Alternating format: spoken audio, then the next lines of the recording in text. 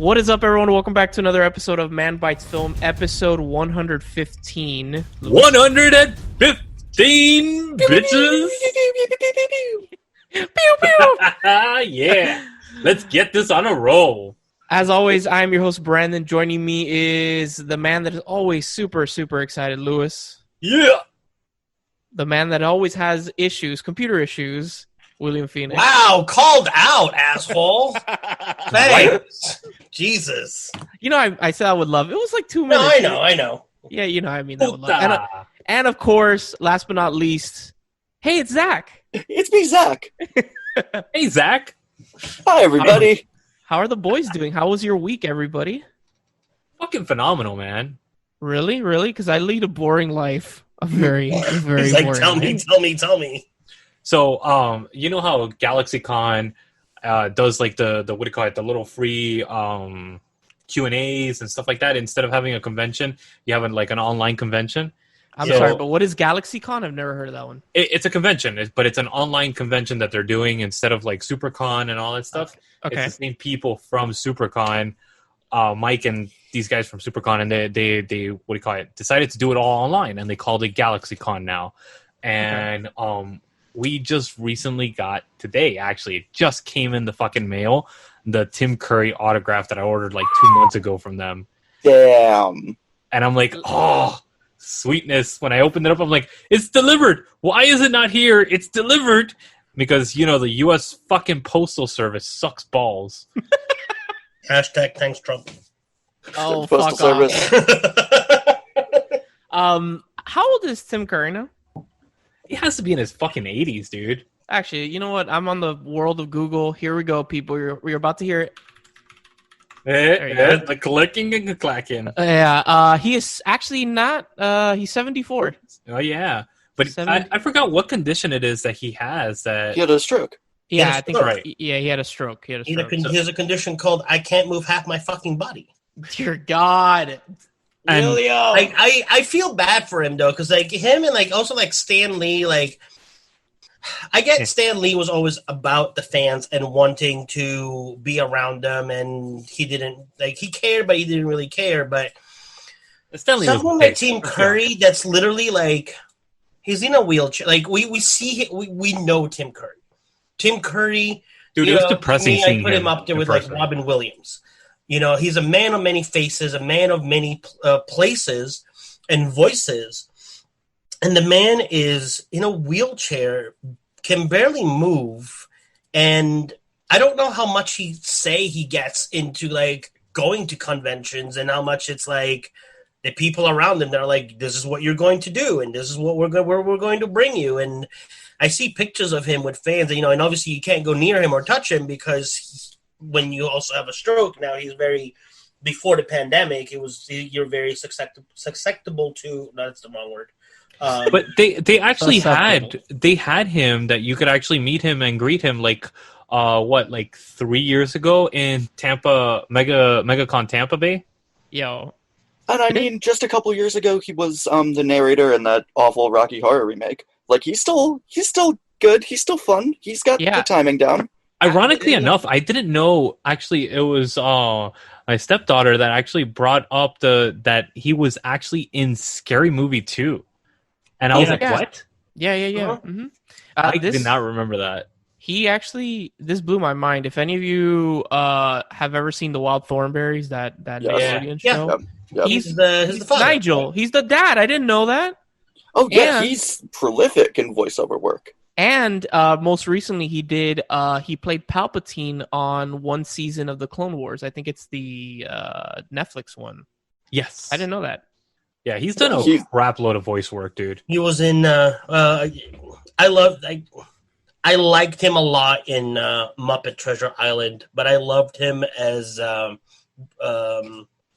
Richelieu in The Three Musketeers. Yes, the Disney remake in '93. Well, he's the saving grace of Muppet Treasure Island. You don't see Naomi, but she's like giddy, like a little schoolgirl. It's hilarious when you said, what do you call it, the Three Musketeers. I love that movie. I love the soundtrack. I love like the big trio song that came out from it. But But yeah, like he was in the Hunt for the Red October with Sean Connery and Alec Baldwin back in 1990. Like he was. And I mean, not to mention, I mean, Clue. I mean, obviously the original Rocky.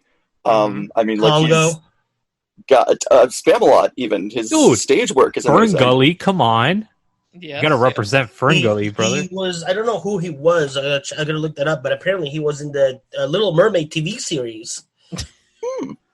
So that's like, somebody like him, you don't really expect to be in something like he was in Little Mermaid. Really, He was Flounder. no, he was the evil manta. Hell yeah! Interesting. Of course, he played a bad guy. He's amazing at playing bad guys. God, I love this man. My most exciting thing was just this weekend with the whole like DC shit. DC just like my god, just took their dick out and was like, I actually saw the Batman trailer and holy fuck, the teaser trailer. It was right, good. Only 25% of that movie is filmed. Damn. Yeah, right. That's what's astonishing is like they managed to put together like a full like story trailer for a movie that is only 25% completed. That's an incredible feat of editing right there. Dude, I was like cautiously optimistic. Every time there's a new Batman, I'm like, all right, let's see how it is. And I'm not one of those people that's like, oh, it's Robert Pattinson. Like those people that only associate him with Twilight. And I'm like, he's a much better amazing actor. Shit, dude. Yeah. Like Lighthouse, Cosmopolis. I mean, no, he's great. Good Times, like good time. Yes. Yeah, oh man. Like, and then I saw the trailer and I was like, oh my god, I am so on board with this shit. And if I may posit a question. Yeah, go ahead. So Ben Affleck took the mantle and was dubbed Batfleck. So is this Rob Pattinson or Robert Pattinson? I like Robert Pattinson. I like Robert Pattinson? Okay. Yeah, all right. Robert Pattinson. Just want to go ahead, coin that right now, because 2021, we're going to need it. So basically now we have 3 different Batmans running around. And this one supposedly is 1 year into being Batman. 2 years. 2 years into being 2 Batman. years. Yeah. He's Q&A there's three villains in the movie. There's we only see one. Or sorry, we see 2 of them in the trailer. We see Selena Kyle or Catwoman, which is played by Zoe Kravitz. Hell yes. We see Colin Farrell playing the Penguin, which unrecognizable at all. Dude, at all. Unrecognizable. And then I'm trying to see, because I forget the Riddler. Guy.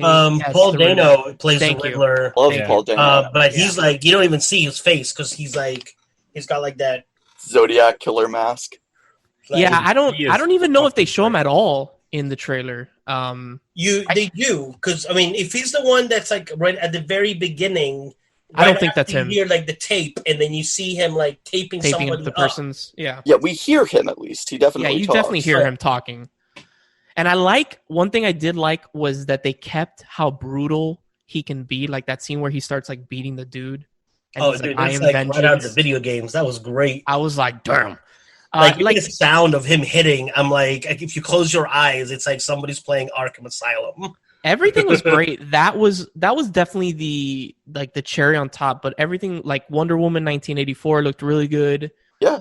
The trailer for that, the insanely large cast of the Suicide Squad. Suicide Squad makes me very happy. I love James Gunn. I'm very excited. I am too. Before we go too far away from the Batman, I'm surprised that Lois didn't get excited about Alfred Pennyworth. Dude. Oh yeah. Holy shit. Andy Serkis? I mean, holy shit, dude. Yeah. No, they chose to mention that. And Jeffrey Wright playing Commissioner Gordon. Love Jeffrey Wright. Yeah. They have a phenomenal cast. They do. They really do. But yeah, Lewis, you were cast. They made a really good preview. Now let's see if they can go the way of Wonder Woman and make it a great movie and not the way of like Batman versus Superman. You know, you know how like I was telling you guys that I need to watch like I haven't seen Aquaman. Yes. I haven't seen Aquaman, Shazam, or Birds of Prey, but I've also never seen the extended cut of Batman v Superman, the one that's rated R, which it's actually really good. Yeah, which people say is a better movie than what we got in theaters. Oh yeah. So, because I was always the fan. I didn't hate Batman v Superman. I didn't think it was a great movie, but I didn't think it was bad. per se. It fills in all the gaps that you have problems with on the theatrical release. It fills in those gaps pretty well. And I'm not a fucking comic book person at all. By any means, if you've listened to the show in the past, you know I don't like these movies, but these are fucking good. I think that they're better than Marvel movies. I know that's gonna make me woof. Yikes. Okay, and leave call. Wow. So Lewis, you were saying about the Suicide Squad that you're cautiously optimistic about. I'm cautiously optimistic. I liked the fuck, what was it called? Please don't tell me. Oh, Birds of Prey. Birds of Prey, which was great. That is going to be on my top 5. What they renamed it, Harley Quinn and the Emancipation, blah, blah, blah, blah, blah, whatever. Fuck. No, it's a subtitle. Yeah, that was the original title. They renamed it Harley Quinn. And Emancipation of Harley Quinn. And then they changed it to Harley Quinn and Birds of Prey. Yeah. Okay. Yeah, I haven't seen that one, but the first Suicide Squad, the one by that's David hot Ayer, garbage. That was hot garbage, dude. That movie was it's so literally bad. From beginning to end it is shit. It is a waste of celluloid. I found that one more watchable than the Zack Snyder ones, but I didn't think it was good. I just thought it was like colorful and fast paced. Okay, understandable. Mm-hmm. Yeah, I'm with Zach on that one. But I didn't leave it thinking like, oh, that was a movie. I was just like, oh, well, that had colors in it. I remember wasn't bad. I remember clearly, like, I went to the theater super excited with a group of friends of mine, and I've never done this in a movie. Halfway through the movie, there's a sequence where, like, Harley's, like, in a stairwell with the Joker, and I literally was like, what the fuck is happening in this movie? The editing was throwing me off, and I was like, where are we now? What the fuck is going on? I don't know. I'm super confused. I've never done that before with a movie. Honestly, and that was when I was like, this is garbage. That movie, I gave it the coveted 0 out of 10. Woo! Wow. That is how bad it was. Nah, man, it is elevated slightly by Margot Robbie's performance as Margot Robbie's good. Viola Davis is good. Yeah, exactly. Will Smith wasn't bad. Will Smith was all right. Dude, Will Smith. He wasn't like the Will Smith that like we would want as a superhero, but Will Smith wasn't bad. And then also like the very teaser trailer of Black Adam. I didn't see it. It's not even a trailer, right? It's like storyboard, right? It's like a storyboard, and it's a voiceover with I want to say it's Dwayne Johnson. It sounds because I know that he's playing Black Adam. But he's playing Black Adam. Yeah. Shazam was good. I got that a couple weeks ago to keep myself occupied. It's really good. I'm down for more in that universe. Yeah, I actually enjoyed it a lot. It was really good. By DC standards, I absolutely love Shazam. It was by DC standards, it's Schindler's List. Like, nah. The best DC movie up to date right now is Wonder Woman. Like hands down. Yeah, that's true. It's Wonder Woman. Oh, get out! Dark Knight. I liked Wonder Woman. I liked Shazam. I liked Birds of Prey. Well, I think Lewis. I think we're talking like recent. We're not talking like DC. We're talking like the DCU. Basically like they're like when they started doing what Marvel's doing basically, which started with the Man of Steel, and then God, I hate Man of Steel. What? Yeah, same. I'm with Zach on that one. I like Man of Steel. Before we go, last one, and then the Snyder cut of Justice League, which is 4 hours long, which that's going to be interesting. Yeah. Well, they say that they're releasing it in like 4-hour episodes now. Yes, but he also said if you want to watch it as a movie, which I don't know who the fuck is going to want to watch it as a 4-hour movie, you can. Eventually, they're going to, I guess, make it in a movie format. But we'll see. Do that when I'm about it, man. Snyder had a vision, and Whedon kind of took that away from him. Changed it. So I want to see what he has. I mean, but we bullied a studio into doing this. True. Like, he didn't have a cut. He's making it now. Well, what happened was he had they're adding an hour and a half to the movie. Yeah. I think he had already shot that like way like in 2017 or 2016 when they were filming the movie. It's just when he left because of the his daughter's death. Yeah, his daughter's death. Yeah, right? His daughter committed suicide. Yeah, and then Joss Whedon took over. He like changed a bunch of stuff. And, changed the villain, changed the tone. Yeah, and Zack Snyder was like, "Why?" And then a bunch of the actors were like, "Why?" And then they started. Honestly, I lost the studio. I lost any kind of credibility towards Zack Snyder when he did that atrocity of fucking pedophilia. Sucker Punch. Yeah, dude, that shit fucking disgusts me. When I saw that, I was like, people are up in arms about what's going on with Netflix and that with thing. Cuties, yeah. Dude, Yeah. that fucking sucker punch was literally fucking pedophilia on a screen. Have you ever seen that? I've seen pieces of it. I was fucking deeply frustrated by that movie. I was like, disgusting. oh, this is like, what are you doing? They're fucking 12-year-olds in like skimpy outfits, literally like to the point of fucking half naked. You're sexualizing 12-year-olds. The main character literally is called Baby Doll. It's fucking gross, dude. It is, and it has some real not great views on the mental health community. Yeah. Oh yeah, that's the other thing.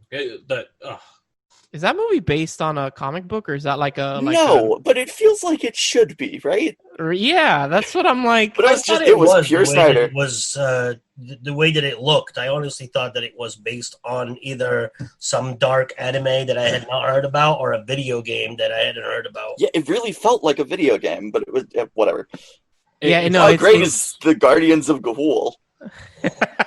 It's Snyder's first film based on an original concept. So he wrote it and directed it. I don't want to be... No. No, sorry.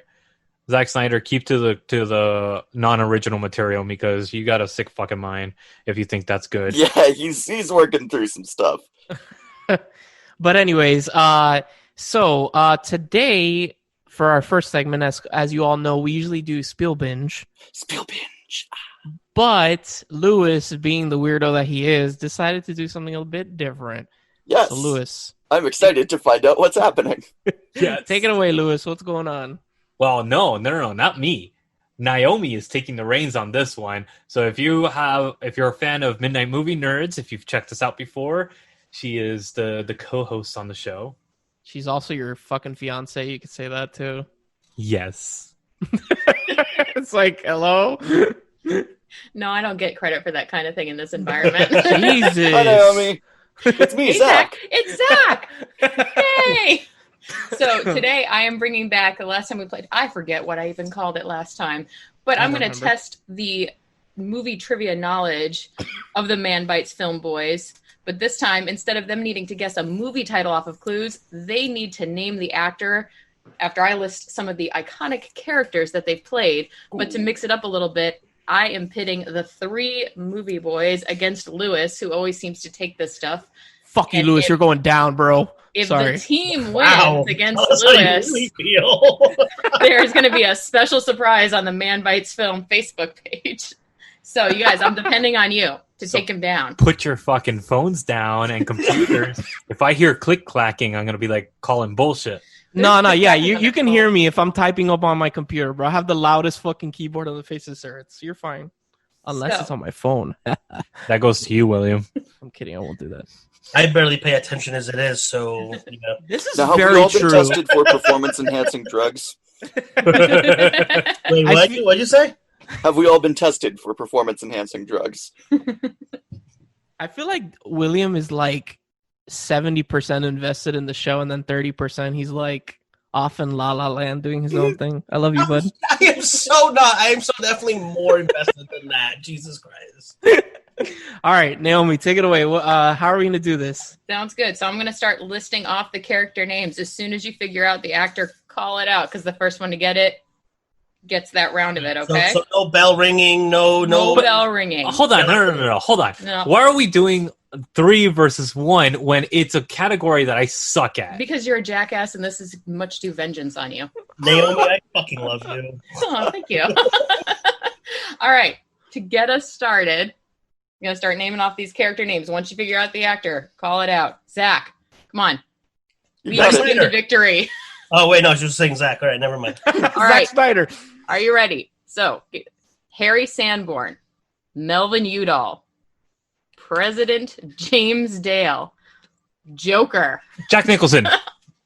Damn you boys, what are you doing to me here? Son of a bitch. I love it. We're going to lose. You know this, right? I feel it in my bones. All right. I feel it. Okay. Here's the next one. Daniel Hillard, Armand Goldman, Teddy Roosevelt, Alan Parrish. Robin Williams. Son of a bitch. You said Alan Parrish, and I was like, "Fuck, who is that again?" The moment I started like fumbling the moment she was like Roosevelt. I'm like, I know this, and then I'm like, fuck, what's the name? You guys are killing me here. All right, next one. How many do you have? 2-0. 2-0, boys. What do you mean 2-0? I called Robin Williams. Trying. I beat you to it. No, you didn't. I was the first one to speak up. No, I'm going to give that to William. Oh, come on. I'm calling pie on that one. I'm the moderator, so shut your pie hole. Anyway. Wow, hey, that's other words for if you speak up again, just going to put your ass on the couch. All right, next one. James Matthew Barry, Ichabod Crane, Edward Radgett. What'd you say, William? Johnny Depp. Yes. Yeah. See, they're going to kick your ass. I can feel it. All right. Invested in this. Zach and me are just here in the back, like rooting. I'm just my gears are spinning. I'm just William. Zach, I feel the same, dude. My gears are spinning, but it's not fast enough, man. Just it's not. When I get put on the spot, all right. Like, I'm gonna roll. It's gonna go. All right. Next one. Blaine Sternin, Ken, Ray Kroc. Michael Keaton. Yeah, there we go. See, crap. All right. 3-1. All right. When you said Ray Kroc, I knew who it was, and I was like, "Fuck." All right. Sean Archer, Edna Turnblad, Governor Jack Stanton, John Travolta. Yes. I'm gonna give that to those people. I'm gonna give that to Zach because he said that, but I just said it over, so Zach took that. That's 4-1. What movie was that? Edna's in Hairspray. I know that much. I had to pick one that was gonna be hard on you. All right, if you don't get this one, then you're just sad. Wait, how many are there? We're almost there. So we're at 3 to. No, we're at 4-1. 4-1. All right. No, I'm contesting one of those fuckers. All right, then this will be the last one. I lost. If they get it, you've lost. Let's say that because you're contesting one. All right. Well, even if he's contesting one, it still would be 3-2. So I'm still gonna do one more just to make it fun, and so you guys can like bury him in a horrible loss here. It's gonna be good. I have faith in you guys. Arnold Schwarzenegger. I'm just gonna start throwing out names. All right, Naomi, go ahead. All right, Calvin Candy, Jordan Belfort, Leo DiCaprio. Leo. They whooped your ass. I heard Jordan Belfort. I know, I love it. All right, so his punishment is he's going to have to sing and dance the "I'm a Little Teapot" song in full makeup, and that will be posted on the Man Bites Film Facebook page. Be on the lookout. For punishment, I just do that because it's a day that ends in Y. That's for me. They whooped your ass. Hey, you know what? I'm for the next one. It's gonna be free for all because I'm calling bullshit on the teams. I like this so much better. No. Yeah. Well, then I think like for the next one, then we should do even teams, and I'll do like me and Zach versus the cousins. Respect. You know, the friends versus the family, and we'll go. Keep it in the family, right? Like candlelit. There you go. They can blow each other after that. Where are those bath salts, brother? Thank you, boys, for whooping his ass, though. That just made my whole night. Yes. Okay. All right. Who is going to put the makeup, though, on him? The kids. Oh, Jesus. Which one? The kids. 3 of them. I'll let the youngest one. Notice they didn't specify anyone. The kids. It'll be a group effort. Ooh, damn. Effort to take him down. It's gonna be I love the polar opposite. Zach, like, he's like, I love doing that shit, and Lewis is fucking, like, in his own personal hell right now. Naomi, please make sure that somebody puts on his lipstick like the Joker from Dark Knight. Yeah. That'll be the 2-year-old's job. Yes. All right. Well, yeah, I mean, I was explaining the other day, I used to really pride myself in the before times on like dressing very nice, very shirts and ties and neat hair and stuff like that. But now I'm just pajama pants, tie-dyed shirts, whatever's in my closet. So I'm looking forward to when society starts back up again, when the world starts spinning, to kind of blend those two and just start dressing like a raving lunatic. So this feels like kind of in my wheelhouse to just kind of put on a full face of makeup and be a little teapot. Hell yeah. Wait, what are they gonna call, like, before times? What are we gonna call, like, the after times? What? We'll have to find something real Mad Maxian. We'll call it PC, post-corona. That has a double entendre, if you know what I mean. Exactly. Sure. That's why I went with it. All right. So I guess next week we'll go back to the normal broadcasting with Spielbinge. Oh, do you want to go into the fact that we are actually going to be changing up the show next week? Yeah, we are. We are going to be, instead of doing our individual reviews, we have three new segments that we're going to be introducing that are going to be glorious. Okay. And then, of course, Zach is going to be bringing his actual Spielbinge back, which is fucking great. It's me, Zach. It's me. That'll never get old, I swear to God. So next week, I know we said it last week, but next week's Spielbinge is, of course, Saving Private Ryan. Saving Private Ryan. Make sure you link up with the other version called Saving Ryan's Private. I'm sorry, Lewis, did you just stroke out when you said Saving Private Ryan? Yeah, because William started talking, and I was like, motherfucker. He was like, Saving Private Ryan. I was like, huh? All right, so stay tuned at this quick break. Of course, thank you, Zach. I don't want to be an asshole.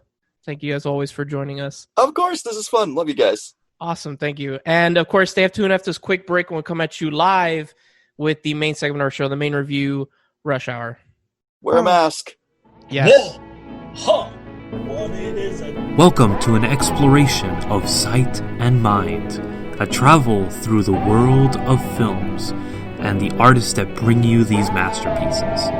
Do you love films, directors, actors, cinematographers, editors, composers, or any of the hundreds of artists that bring you these feats of art? I am Branden Lacau, your host into the world of films, your guide to Man Bites Retro.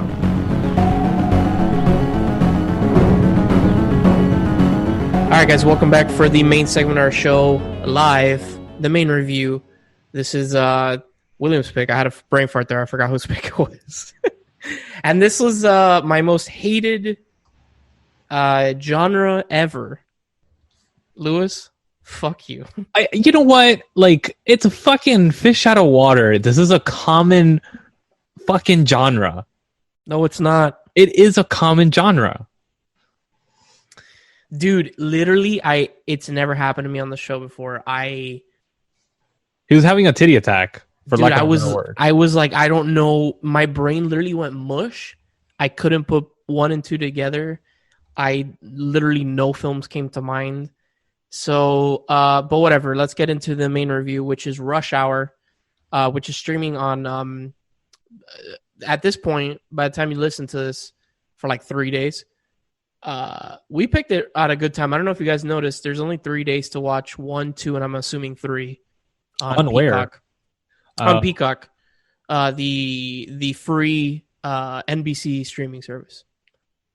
I was trying to figure out where the fuck where this was streaming on, because I was like, okay, this is not streaming on any of them right now. Yeah, and I own it, but I was like, what the hell?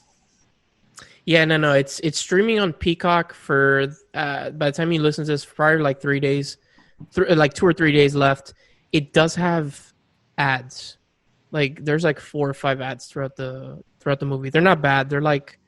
They range from like 50, like, you know, like 30 seconds to like 70 seconds, some shit like that. It's kind of like Hulu, basically the same shit. Whatever. Rushhour. I absolutely fucking adore this movie. Oh, hell yeah. This movie's great. So if you've lived under a rock for the past, how long has it been since the movie came out? A long time. 22 years. It's about to be 22 years. Wow, this movie came out 7 days after my 7th birthday. That's pretty cool. There you go. So if you lived under a rock for the last 22 years, Rushhour stars Jackie Chan and Chris Tucker. They are both cops. Of course, Jackie Chan is a cop from China and Hong Kong, to be exact, and Chris Tucker plays a cop from L.A. He's in the LAPD. And basically, they kidnap this like consulate's daughter, this Chinese consulate's daughter, and they bring Jackie Chan's character Lee over from Hong Kong to L.A. and he teams up with Chris Tucker's character, and yeah, it goes from there. It's what's up? What was this the first Jackie Chan movie that you ever saw? I don't know. Either it's yes or no, because I do remember vividly. I don't remember which ones, but I do remember watching some of his dubbed movies from China. I think the first movie that I ever saw was Drunken Master. Okay. And that was, I think it was one of these like foreign cinema techs that we had in Miami at the time. Mm-hmm. And I had just started, like, I think it was high school actually. And I was like, oh, let me check out a couple of movies. And I stumbled across some of these and I was like, holy shit, this is fucking great.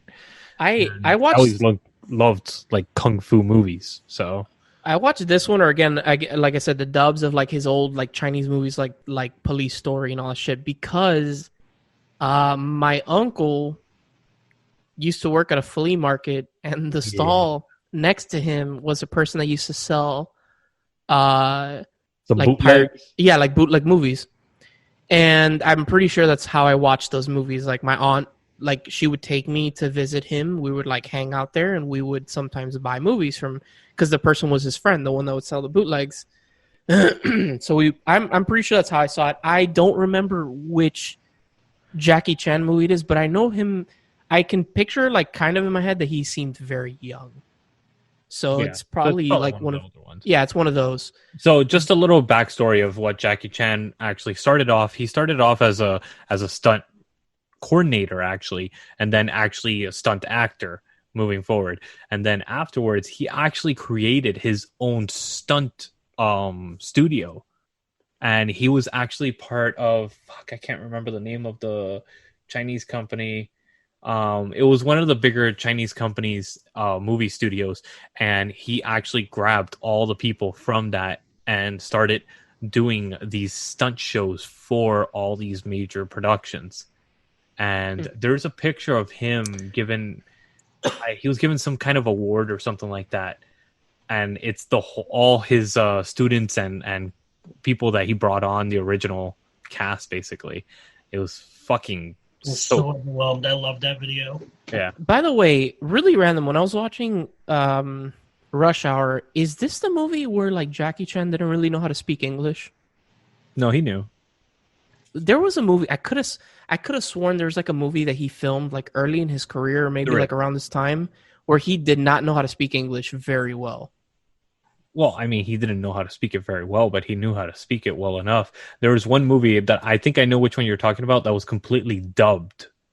So it wasn't actually him talking on set. Was it? Okay. It was actually dubbed by him, but with a translator and kind of like a voice coach after production. Okay. Yeah. So one other thing before we finally start talking about the movie, one of my favorite things about Rush Hour and the sequels is the end when they show you like the failed stunts, and it's always Jackie Chan. Like my man does some shit that I'm like, holy. And we've talked about this on the show prior. Like in this movie, he doesn't do anything too crazy. It's not like Police Story where down a lot compared to like movies that you watch, like his original ones from China. Yeah, exactly. Like Police Story, the famous one with the glass and shit that he broke like a bunch of bones and shit like that. And he electrocuted himself. No, there's nothing like that. But it's definitely cool seeing him like jump, or like he'll throw something at somebody and completely miss, or like try to take a gun out of a holster and it just doesn't work properly. And it's really funny. The one stunt that always stayed with me it's not even in this one, it's in the second one, is when he like, you know those metallic windows of like a teller, and there's like a hole, and he gets stuck under it. He goes into the hole with his entire body, and he gets stuck like midway through, and that one has always stuck with me. But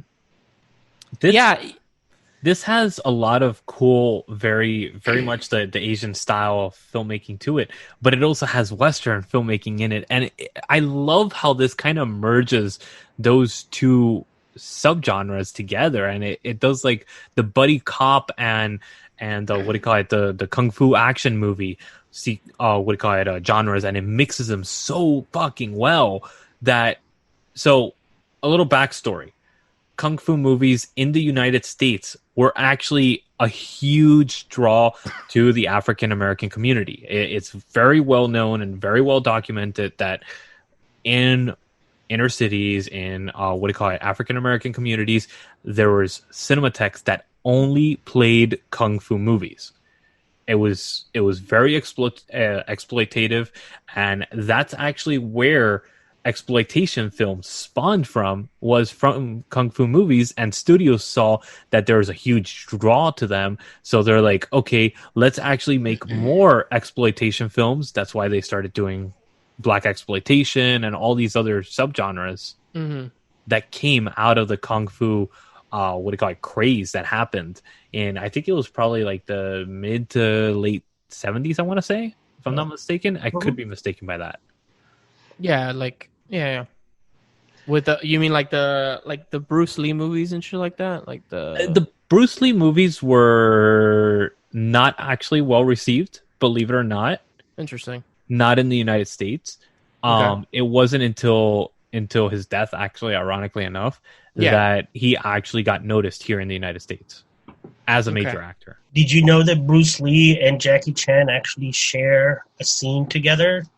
But a lot of people don't know that because the scene itself is less than 2 seconds long. We've talked about Fist of Fury. Jackie Chan was one of the stunt people. And in the scene, there's a scene where Bruce Lee is escaping from jail, and obviously the guards are attacking him. On 2 different occasions, he literally beats Jackie Chan. Like, one of them, I think he kicks him in the face, and the other one, he just, like, takes him and throws him, like, off camera. But that's Jackie Chan. And that was kind of like the first times that Jackie Chan had been on screen, and it was the only time that he shared a screen with Bruce Lee. Although they did meet subsequently after the movie, while Bruce Lee was starting to film Enter the Dragon. They got together and they became friends and whatnot, but they had met before and just shared like that smidge of a second on screen together. So you can say that Bruce Lee has beaten Jackie Chan. And Chuck Norris. But fun story, actually. These two are the only 2 actors that are actually kung fu grandmasters. Really? They are the only 2 as of yet that have, Western films have made it into Western films, because I believe, if I'm not mistaken, Jet Li was a grandmaster as well. Not a grandmaster, no. No? He's I forgot what type of, he's up there, but not all the way up there. Not as far as Jackie Chan and Bruce Lee. But there's one other guy that I cannot remember his name for the life of me. He was in The Raid Redemption and The Raid, and he was the main character. He actually, I believe, became a grandmaster afterwards, after those 2 films were released. But these are the only 2 that, as of now, have actually, I just researched it, they are the only 2 as of now that have actually made a film as grandmasters. Huh. You know, Jackie Chan, I just looked it up. He's only 66. I don't know why Jackie Chan just seems way older than that to me. Does. Like, he's only, these people don't age that like... They don't age gracefully. Yeah, they really do. But also maybe like the stunts, like, you know, putting his body under constant like pressure and stress. It'll screw up a man. Yeah, it'll screw you up, dude. Like, my mom has almost died. Like, there are stunts where this man is literally hanging off of a fucking like helicopter. Like, anything goes wrong, you're dead. Yep. You know. So, but anyways, let's go back to Rushhour. Yes. We're reviewing a movie, aren't we? Yeah. My one, it's funny. I'm watching the movie and I'm like, I love this movie, but that entire sequence in the beginning when Chris Tucker meets the dude to buy the C4, like the sting operation, and then the 2 cops find him, I'm like, this is the dumbest shit I've ever seen in my life. And then he just starts firing out of nowhere, and I'm like, this is so stupid. This is dumb. And then he does the little fucking football dance. No, he does. No, he does the Michael Jackson the dance. Michael Jackson dance. I call it a touchdown dance. He's a huge Michael Jackson fan, and that was like his ode to MJ. Yeah, but there's so many iconic scenes in this movie. Again, I think I have nostalgia glasses for this movie because I watched it when I was a kid. I watched a lot. This one and the sequel. The third one, I think I've only seen like once. The third one's and alright. like I know the first one, and I definitely remember the third one. And I obviously know that in the second one, they go to Hong Kong, but I don't remember the second one. The only thing I remember from the second one is when he's like, Jackie Chan's like, we are in Hong Kong. In Hong Kong, I am Michael, and you're Toto.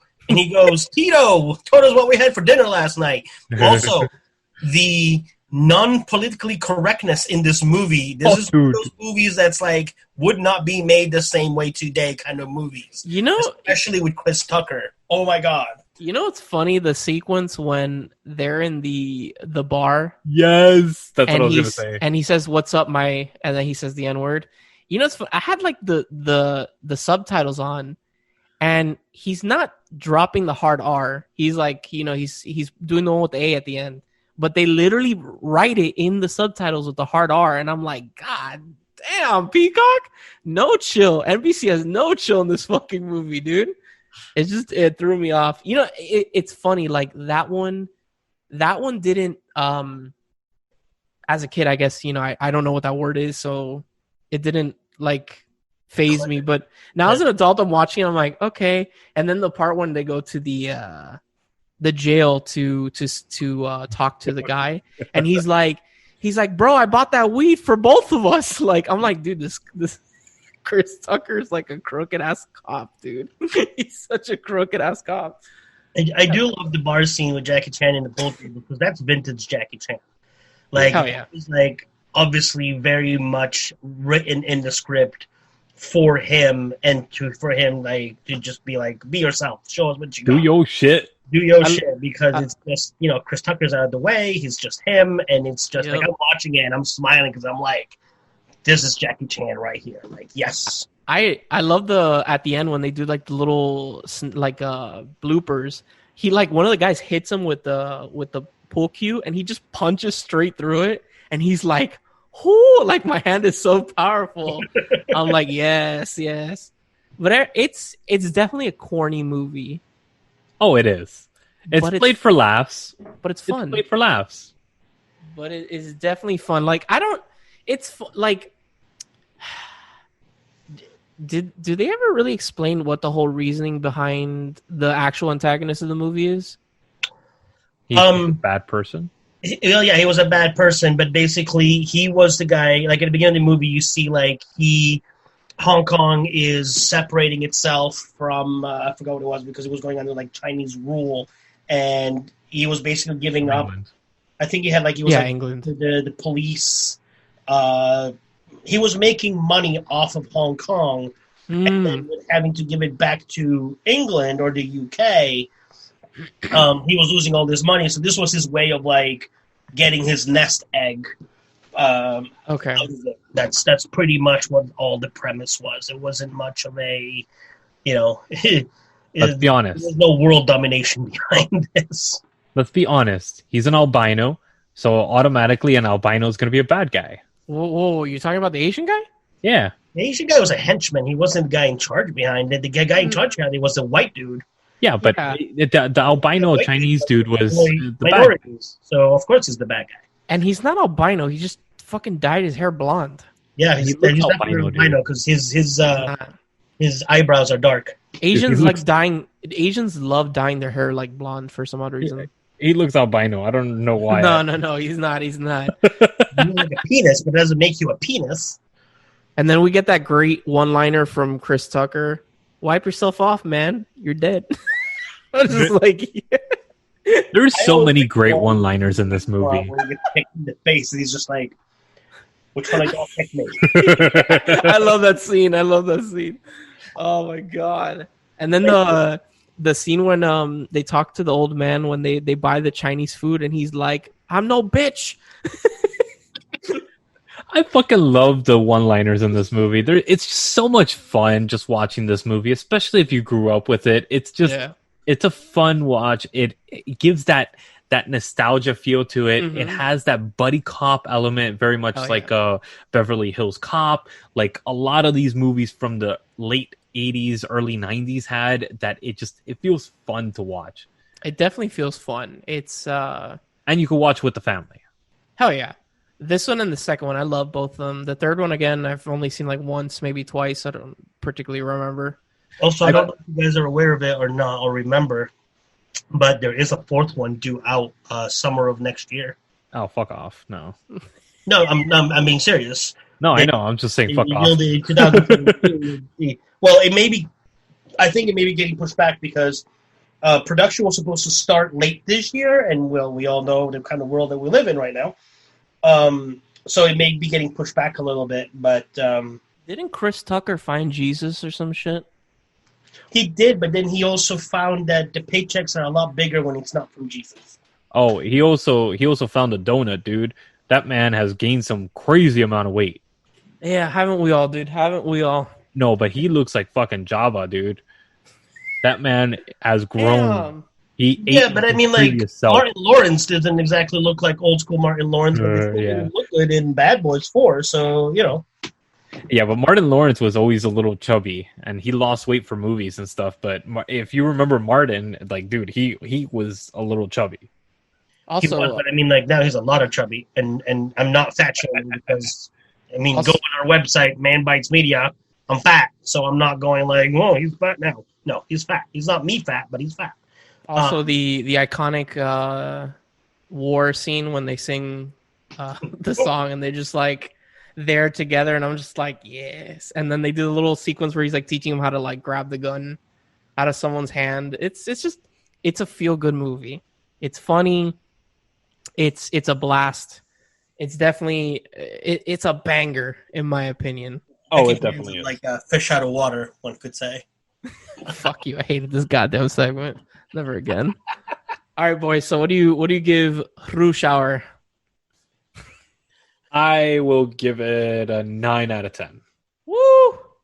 Yeah, I'm up there. Like it's like, you know, it's not an Oscar movie, but a popcorn summer movie, buddy cops and whatnot. It's a good 9 out of 10. It was done well. Yep, I agree. 9 out of 10. This is one of those movies that they put it on and I'll be like, oh, I'm gonna watch Rush Hour. I'll have a good time. What are you guys doing? Wax on, wax off. All right, guys.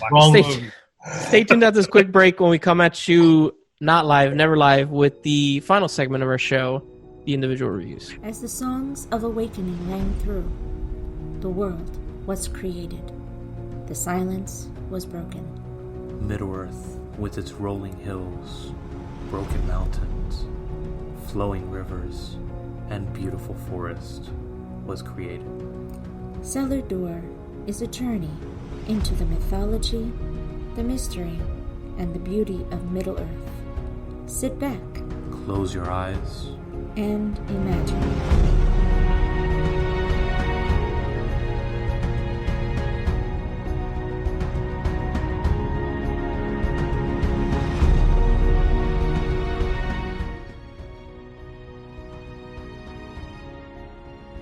All right, guys, welcome back for the final segment of our show, the individual reviews. I'm going to be going first this week for the final time.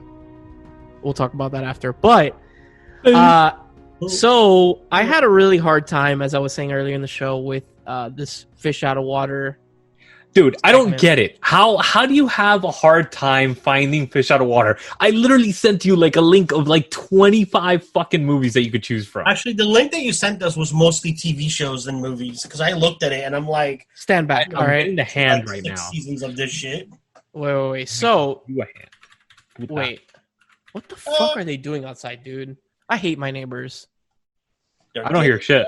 Oh, thank God you don't hear shit. All right, so so as Lewis said, he sent me a bunch of stuff, and one of the links, one of the movies was, of course, Back to the Future, which makes sense because Marty is in 1955 and he's not his timeline. Stop putting that up your nose, bro.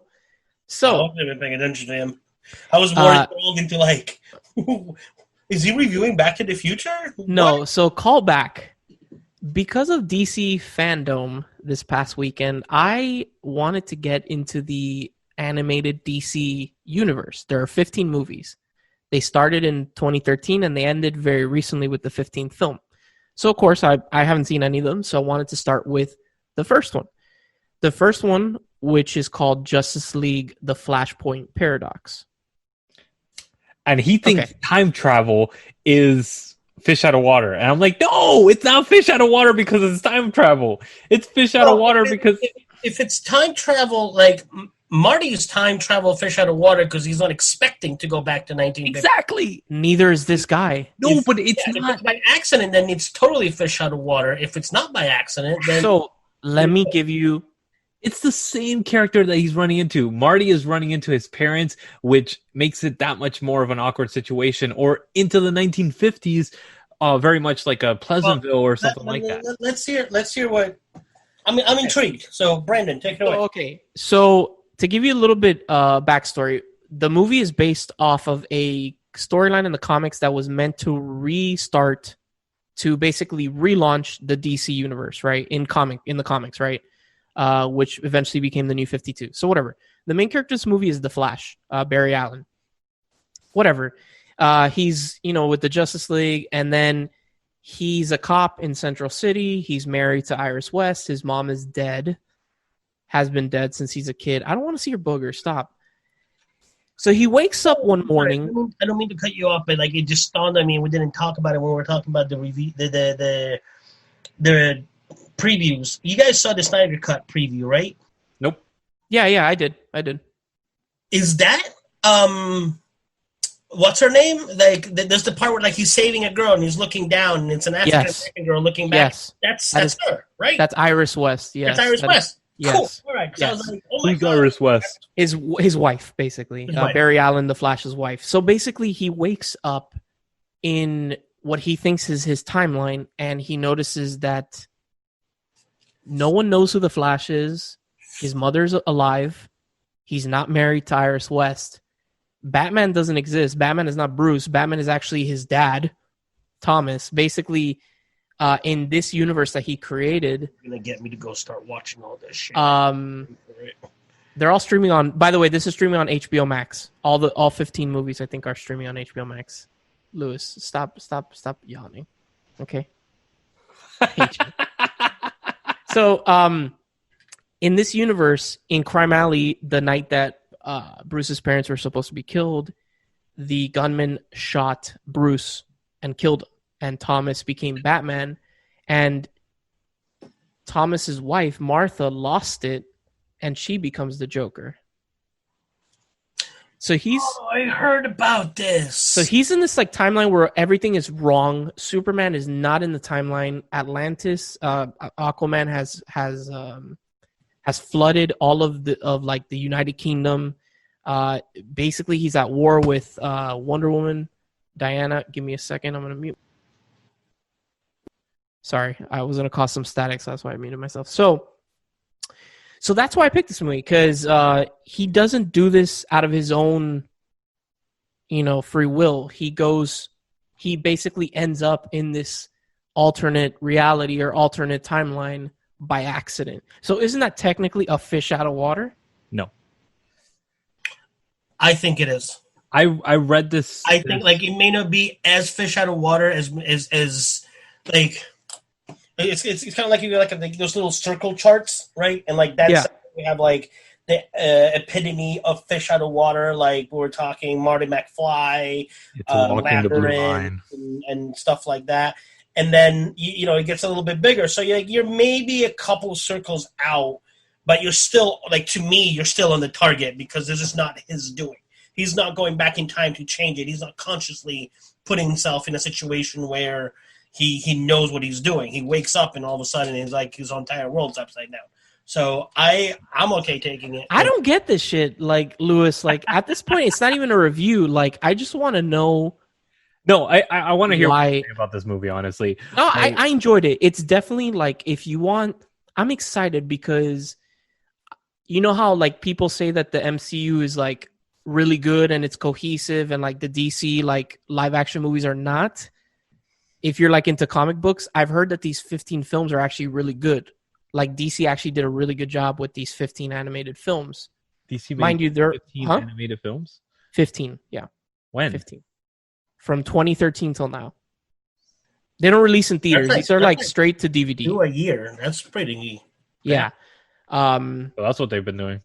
Yeah, and they're really like like highly praised and shit like that. And this was the first one, and I was pleasantly surprised enough. And they're all connected, right? Like yes, all of them. Like this one has it. Like after the credits, you have a scene that leads into the next movie, which is Justice League War, and then so on and so forth. Oh my God, static. Sorry, I hit my thing. When we get off the air, can you send me the order of? Yeah, I'll send you. Yeah, because there's a wonderful thing called Google. Fuck you! I'll just send it to you. I'll be a good friend. And you can do it right away. So I'm a lazy fuck. No, I'll be a good friend and send it to him. But honestly, really good. I like DC, man. DC feels more mature than Marvel. I'm not saying that Marvel's bad. I agree. I like Marvel. I do. It's definitely a lot darker. Yeah, DC feels darker, more mature. I liked it, grittier. Man. Like they have the ability to do a lot more with their films than Marvel does. I'm talking about Disney Marvel, because even some of the X-Men films get nitty and gritty, and they're well done like that. It feels like they're taking a page out of DC, and now that Marvel Marvel is completely under the control of Disney. I'm like, oh fuck, there goes the X-Men franchise.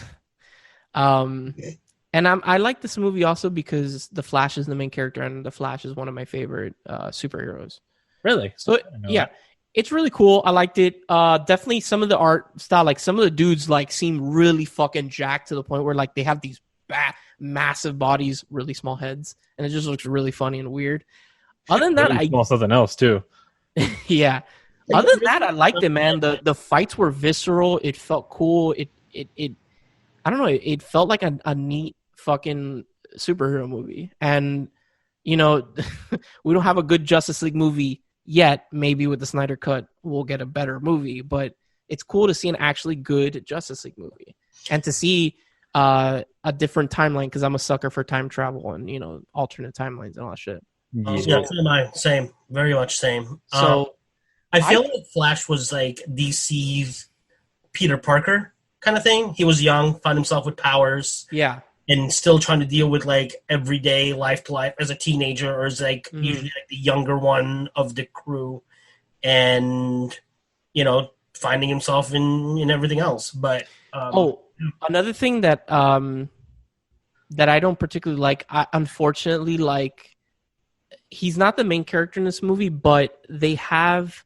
So like I said, there are two Batmans. There's the normal Batman, which is Bruce, which is voiced by the Batman, and I will fight anybody that says he's not the Batman, Kevin Conroy, from the animated series. Really? The Batman. He does the voicing even now? Holy shit. No, that's my problem. Unfortunately, I looked at the other movies. He is not... I think this is the only movie he did the voice for, which sucks. Yeah.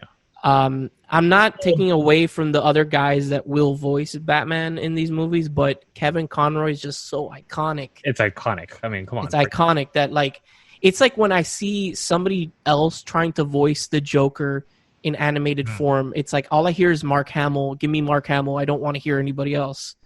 So who voices the Joker in this series? Because inevitably I'm feeling it's DC. Batman's going to come in there. There's got to be a Joker in there. That I know of, there is no Joker in any of these movies. Maybe I am wrong, but we'll see. So yeah, I give it 8.5. Like I really much enjoyed it. I'm very excited to continue watching the series and to get something neat in the DC universe, because I feel like they just get the shit under the stick a lot. And you said it's streaming on where? HBO Max. I think all 15 films are on HBO Max, or the majority of them are. HBO Max. Enough, HBO Max is going to be my pick as well. My pick is from there too. Yeah. So HBO Max. So much right now. Oh my god. HBO Max. How many times? I'm sorry, Branden. Go ahead and finish your thing, and then okay. Yeah, I just wanted to say that HBO Max is merging with the DC streaming service, DC Universe. So a lot of their stuff is on both. I noticed that like the live action shows are on both. The movies, the animated movies are on both. But the animated shows, so if you want to watch like Batman Beyond, the original Batman series, Justice League, those are only on DC Universe. So it's kind of like pick your poison. But if you don't care about those, then basically all this stuff and the live action DC movies like Birds of Prey and some of the other ones are on HBO Max. I found access to. They had a sale recently on Vudu for Batman animated series and Batman Beyond, and I was like, "Fuck to the yes," because it came with all the movies as well.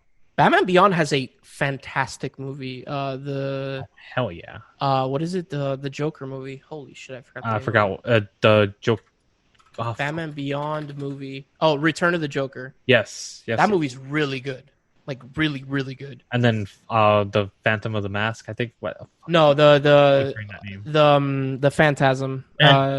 Mask of the Phantasm, which is also streaming on Netflix. Also, yes. I remember how pissed DC got to Hasbro when Phantasm came out, because they released the toys and gave away who the Phantasm was about almost a month prior to coming out in DC. Dude. By the way, I didn't review the Mask of the Phantasm, but I will fight anybody and say that the Mask of the Phantasm is arguably one of the best, if not the best, Batman movie ever. So if you're a fan of, it's one of the best animated ones. Yes, by far. It's one of the few ones. Not even animated. Like even incorporating like live action. I think Mask of the Phantasm is one of the best Batman, if not the best Batman movie. Period. So if you're a fan of Batman or DC and you haven't seen Mask of the Phantasm, it's streaming on Netflix. It's an incredible movie. I mean, I will say it's a little predictable because you can figure it out what's happening about like not even halfway into the movie. Mm-hmm. But it is definitely like very well done. It has one of my favorite scenes when he like suits up for the first time and Alfred looks at him like just scared. Like, and he's like, my God.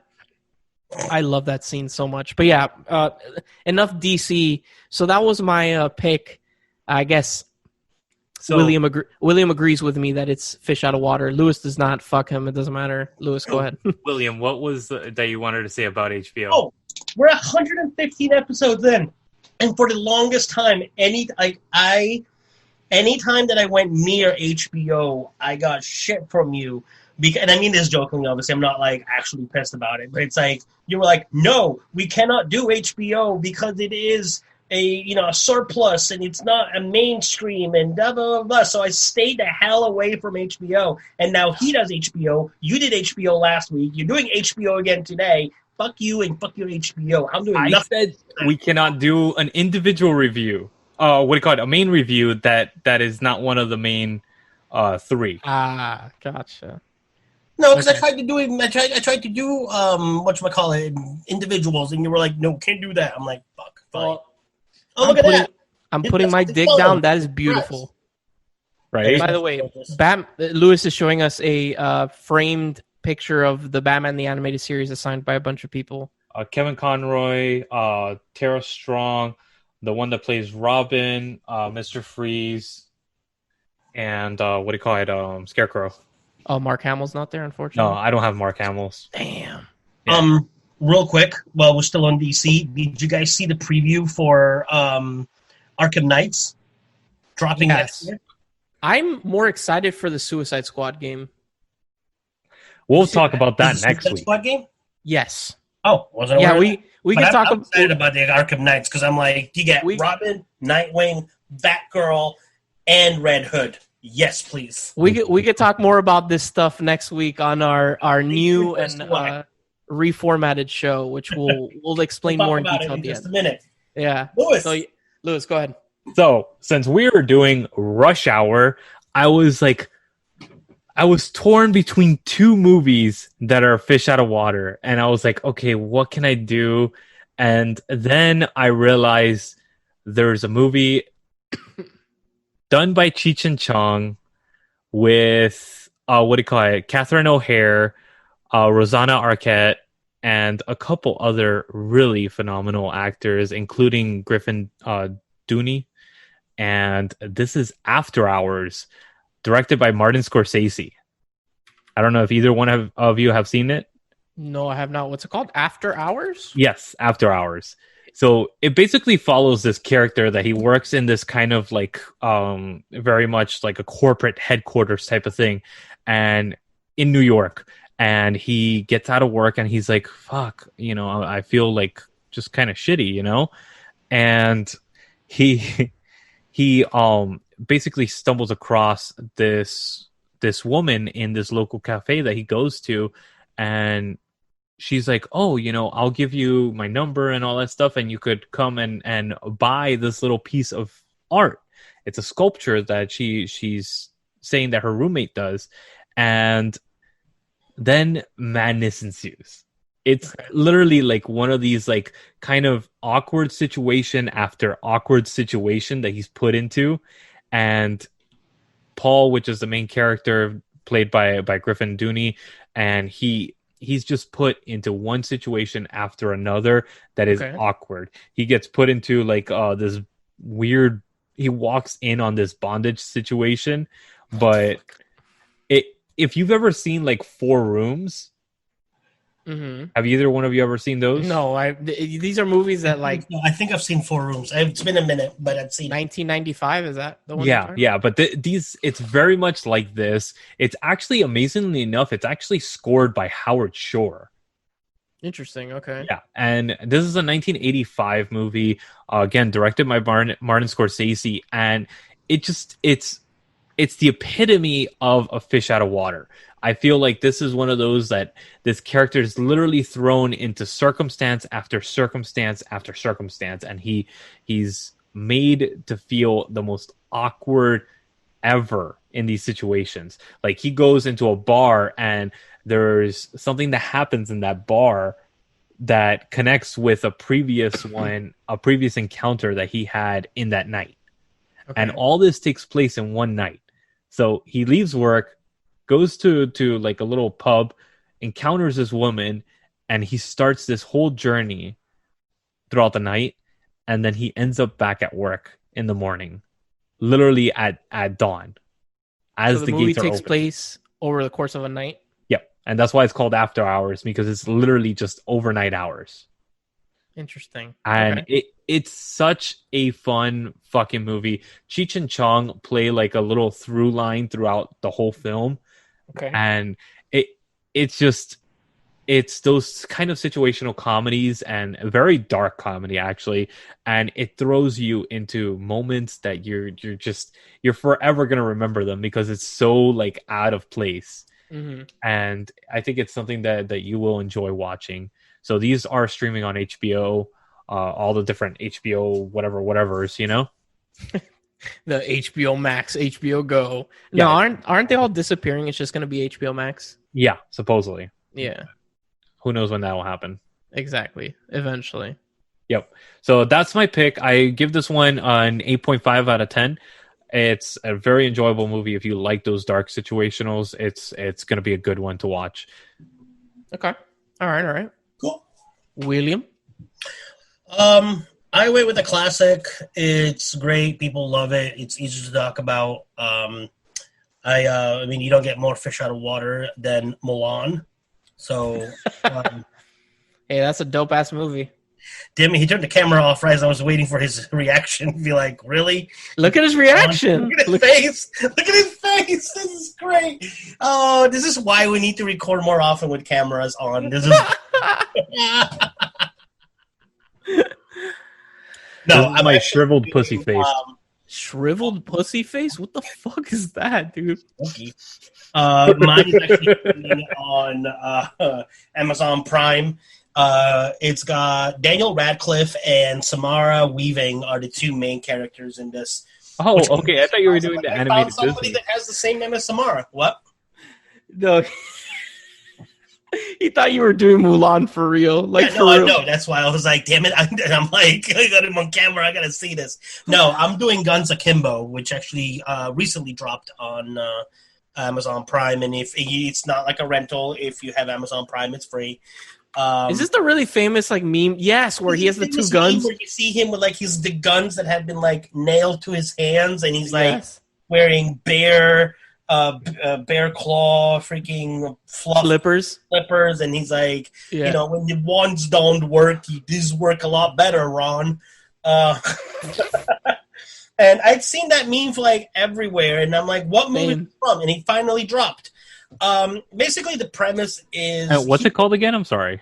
Akimbo. Akimbo, Akimbo.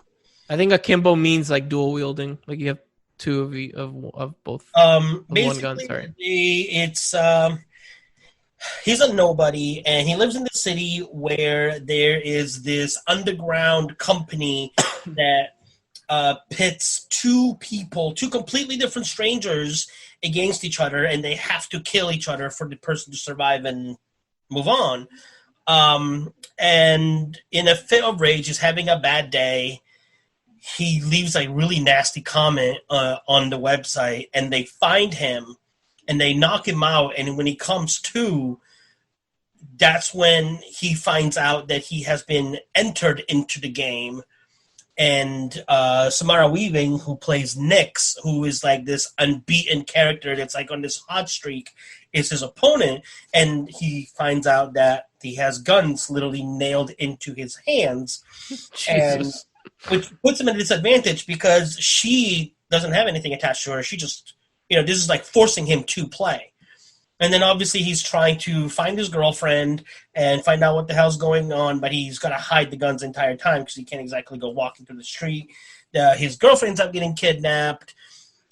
There's a whole thing that happens, and then obviously he ends up surviving, leaves it open for a nice sequel.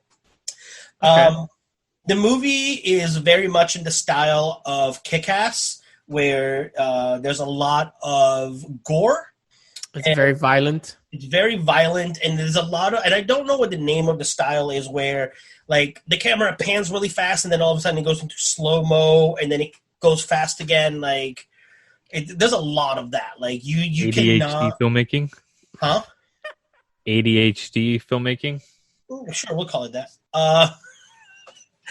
It's definitely the same thing as Suicide Squad, in my opinion. This is not really much of. This is not something you're gonna have a fun time watching. But the movie itself is not bad. It's and I literally watched it because I'm like, let me see finally where this meme has come from. And what's really weird is Daniel speaks with an American accent, which everything I've seen him so far, he had his own voice, which is obviously a British voice, or an accent thereof that's British, and he's just straight American accent in this one. It's like, holy crap, and he does it very well too. So obviously he did his homework and he went through what he had to do to get through it. The rest of the cast is not really that big. Like there's no really like really big names other than him and Samara Weaving. If you don't know who she is, she's definitely had some pretty good movies recently. She's had The Babysitter, Ready or Not. She is in Bill and Ted Face the Music, apparently. And she was also in 3 Billboards Outside of Ebbing, Missouri. I love that movie. That's who she is. And apparently there's been a lot more. Apparently there's another movie called Snake Eyes coming out. Oh, she was in Monster Trucks, too. And in Ash vs. Evil Dead, the TV series. So, great show, by the way. You're a huge fan, so we know you're gonna enjoy that show. It is definitely a fish out of water because he doesn't want to do this. He doesn't want to kill her. He wants out. He doesn't. He made a comment. Like how we all leave a comment on Facebook and we're like, oh man, we shouldn't have left that comment, but nothing's gonna happen from it. Yeah. Well, it does this time, and he's thrown into this underworld that he is definitely not wanting to be a part of. And by the end of the movie, he's the famous one because everybody's watching this, and he gets like millions of views and people following him, so it changes his life. But okay, I give it a good 7.5 out of 10. It was entertaining. It was a fun shoot 'em up kind of movie, and it was a good way to close out the main review, given the fact that it was Radcliffe and Potter that brought us here. It's Radcliffe and non-Potter that's closing out the main reviews. Now, why, or the individual reviews? Now, why are we not doing individual reviews anymore, Lewis? So, nice segue. How you brought Thank you for acknowledging that. So honestly, I think it'll be cool to bring up other topics, and we are called Man Bites Media as a whole because we want to talk on different things that we're passionate about. Branden is passionate about two big things: video games and anime. And why are you looking like you're scared? No, I was going to talk to you about that because I know what you want to call my segment, but that kind of puts me at like that I could only talk about video games. So what if I want to talk about today? What if I haven't been playing video games and I want to talk about anime or comics? Then I'm kind of fucked. There's a good video game. I think it's like a 4-part or 5-part series on Netflix about. Yes, I haven't seen it yet, but it's on my list. Throwing it out there if you had not heard about it. Anyway. No. I knew about it, but thank you.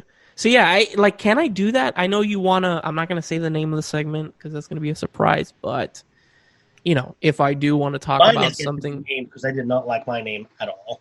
Well, not it was definitely not a professional based name. It's a working. It's a working. You know what? It still brings you joy, so technically it works. You're talking to me or to William? No, I'm talking to you, Branden. Oh, okay. It still brings you joy, so it works. Definitely. I'm just saying, because I'm good with that. I'm good with that, honestly. Okay, just saying. And then, something that William is very passionate about is pop culture, including the little pop Funko thingies that he's a huge nerd about. What about Branden's Corner of Joy? I still like Joystick better. That's Corner of Joy just sounds rapey.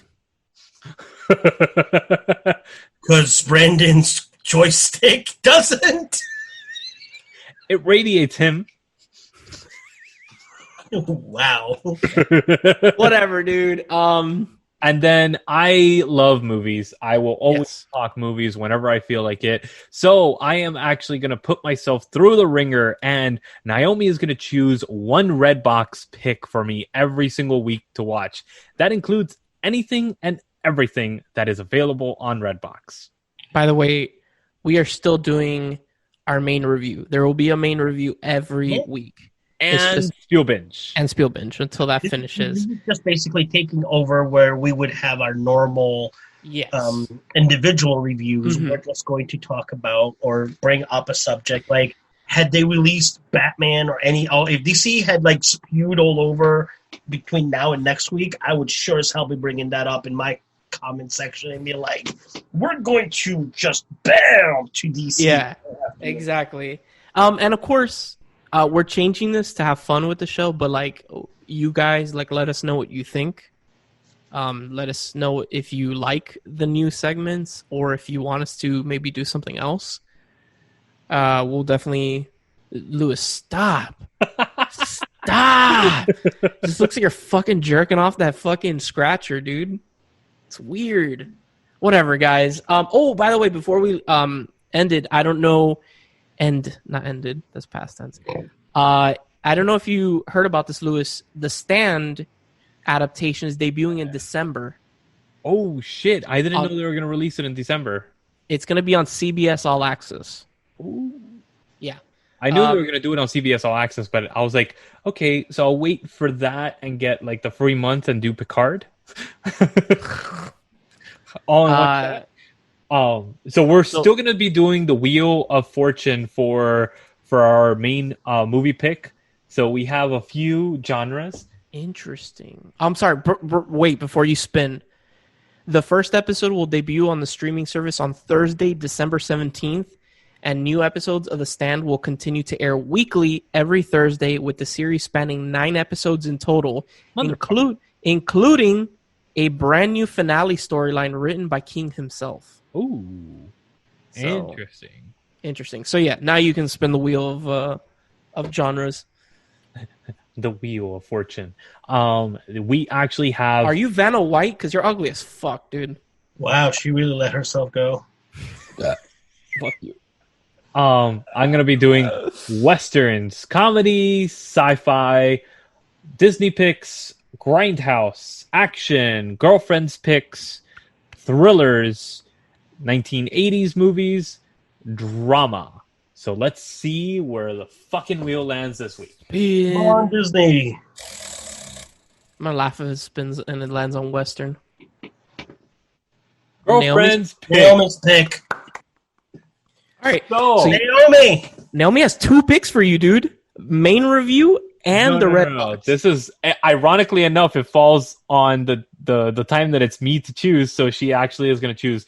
But this is going to be girlfriend's picks, and we might be doing a takeover then. Oh boy. Girlfriend takeover episode coming up. Ooh, I'm gonna have to talk to Samara and see. Same. So if you guys actually did enjoy that girlfriend takeover episode that we did a few months ago, let us know if you want us to do that or actually do a girlfriend's pick. So that's what we'll be voting on. Just do the girlfriend's pick. Just do the girlfriend's pick, please. Please. What? You didn't like the girlfriend takeover? Come on. It's not me. I'm just saying. Carlos giving you the death stare. No, I look. You know how much research we had to do for The Matrix for one movie? Not only that, but I'm just gonna say this on air. Podcasting is not her thing, and I totally understand that. Totally get it. So. I mean, you can sit in for the girlfriend if you want. I could. I'll put on some makeup and everything. I'll sit in for my. I won't do that. That'd be so much fun. Me and Branden and Naomi. No Lewis. Well, there goes any reputation of movies we have. Damn. Naomi, he just threw you under the bus. Watch the ratings go up. Because I would love to get him back for that. Hey, Naomi, there's quite a bit of new horse-based movies that have dropped, also in Redbox. Big Biscuit is now on Netflix. All right. On that note, so next week, stay tuned for that our weird new format. Hopefully you guys enjoy it. Of course, if you enjoyed our show, also visit our sister site over at diverselygeek.org. Our brother from another mother, John, on YouTube at Narcotic Castro, and of course, Lewis's show, Movie Mainline, which he's not on, but still, I'm going to plug it. Thank you, William. Oh, never mind. Wait, what were you saying? I was going to say, and pretty soon, if everything goes according to plan, I'm going to be plugging a new podcast that I'm going to be taking part on. Hey. Oh. Okay. More details to come. Stay tuned. Awesome. All right. Thank you, William. I was going to say Lewis, but you're more important right now than him. Fuck him. You're very welcome. Thank you, Lewis. Fuck you, Branden. Fuck you very hard. No. I am Branden, and we'll see you guys on the next episode of Man Bites Film. Cue the drums. Cue the fucking drums. Sorry. Forever.